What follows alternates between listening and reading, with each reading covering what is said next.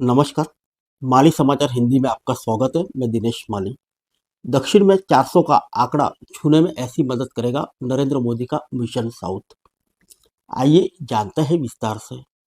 प्रधानमंत्री नरेंद्र मोदी ने अंतर्राष्ट्रीय महिला दिवस पर भी दोहराया कि भाजपा इस चुनाव में 400 सीटों का आंकड़ा पार कर तीसरी बार सरकार बनाने जा रही है। 400 सीटों को पार करने के दावों को केवल चुनावी जुमला ही नहीं माना जा रहा था।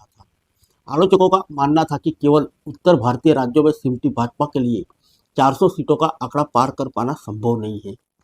लेकिन भाजपा ने जिस तरह दक्षिण भारत के राज्यों में अपने समीकरण ठीक करने शुरू किए हैं, माना जा रहा है कि पार्टी 400 सीटों की संख्या पार कर सकती है। यानी मोदी का 400 सीटों का वादा चुनावी जुमला नहीं, बल्कि भाजपा की ठोस रणनीति पर आधारित अनुमान था, जिसकी परतें अब खुलनी शुरू हुई है। भारतीय जनता पार्टी के एक नेता के अनुसार पार्टी नेताओं की एक उच्च स्तरीय बैठक के दौरान प्रधानमंत्री मोदी ने इसका इशारा कर दिया। नेता के अनुसार मोदी ने कहा था कि पत्थर की लकीर वे स्वयं खींचेंगे, जबकि मक्खन पर लकीर खींचने का काम पार्टी के दूसरे नेताओं को करना है। नेता के अनुसार प्रधानमंत्री का आशय था कि दक्षिण में मुश्किल मिशन पर जीत हासिल करने का काम वे स्वयं करेंगे, जबकि उत्तर भारत के राज्यों में जहां भाजपा मजबूत स्थिति में पहुंच चुकी है, वहां जीत हासिल करने का काम पार्टी के दूसरे नेताओं को करना है। इस बैठक के बाद ही प्रधानमंत्री ने दक्षिण भारत में अपने दौरों को अचानक बढ़ा दिया।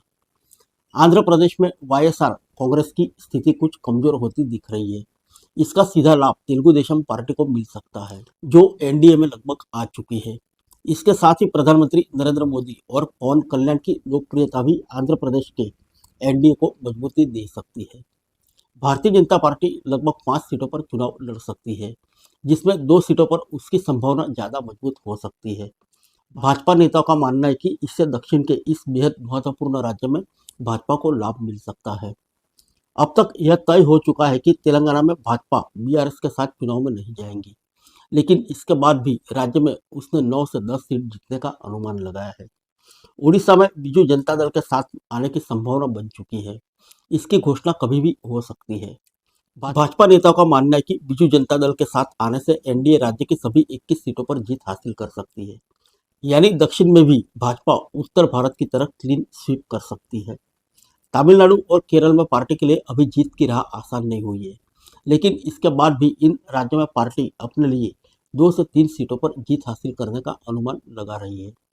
पार्टी के अनुसार जिस तरह केरल के कई प्रभावशाली ईसाई नेता उनके साथ आए हैं, हिंदू मतदाताओं के साथ जुड़ने पर उसे इसका भी लाभ मिल सकता है। यानी इस बार केरल के भी राजनीतिक पंडितों के लिए भाजपा के संदर्भ में चौंकाने वाला परिणाम आ सकता है।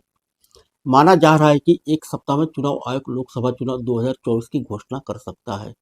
इसके बाद प्रधानमंत्री अकेले दक्षिण भारत के राज्यों में 25 से 30 रैलियां कर सकते हैं। इसका लाभ केवल भाजपा को ही नहीं मिलेगा, बल्कि एनडीए गठबंधन में शामिल दलों को भी इसका लाभ मिल सकता है। इस तरह भाजपा 400 के आंकड़ों को पार कर सकती है।